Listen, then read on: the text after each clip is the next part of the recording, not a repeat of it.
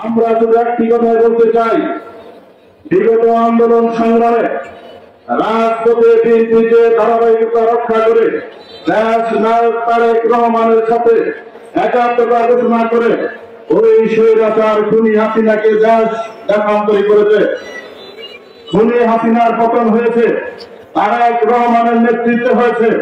ওই এনসিপি আজকে যারা চাঁদাবাজি করে বিএনপির নাম দেয়, সর্বশেষ তারা ধরা খেল এবং সেই ধরা খেল গ্রাম পাশে মিলে তারা ধরা খেল এবং তারা চাঁদাবাজি করতে করতে শেষ পর্যায়ে এসে ধরা খেল। কিন্তু বিগত দিনে যারা চাঁদাবাজি করেছে তাদের নাম এনসিপি কিন্তু জান দিয়েছে বিএনপি।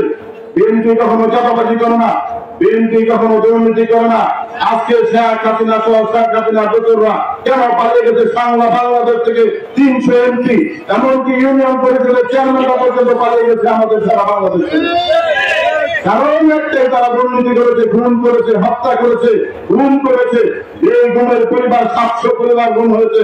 সেই 700 পরিবার আজকে রাজপথে কাঁদে, তাদের পরিবার মেয়েদেরকে খুঁজে এবং তাদের সেই পরিবারকে এখনো খুঁজে পাওয়া যায়নি।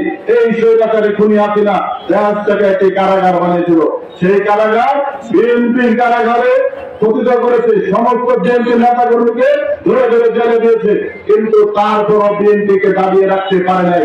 এই নারায়ণগঞ্জে আবু আলী সুলতান ছিল এবং সাগর হোসেন খানের নেতৃত্বে নারায়ণগঞ্জ বিএনপি দুর্গ করে উঠেছে এবং আমরা এই আবু আলী সুলতান ছিল এবং সাগর হোসেন খান বন্ধ করে বিএনপি সভাপতি মাদুর হোসেন নেতৃত্বে এখানে বিএনপির এমপি মনোনীত হবে ইনশাআল্লাহ। এই আশাবাদ ব্যক্ত করে সবাইকে ধন্যবাদ জানিয়ে আমি আমার বক্তব্য শেষ করছি। খোলা হবে। বাংলাদেশ জিন্দাবাদ, রাষ্ট্রপতি বেগম খালেদা জিন্দাবাদ, তারুণ্যের রাজা আগামী দিনে রাষ্ট্রনায়ক তারেক রহমান জিন্দাবাদ। সবাইকে ধন্যবাদ। এখন আমাদের সামনে বক্তব্য রাখবেন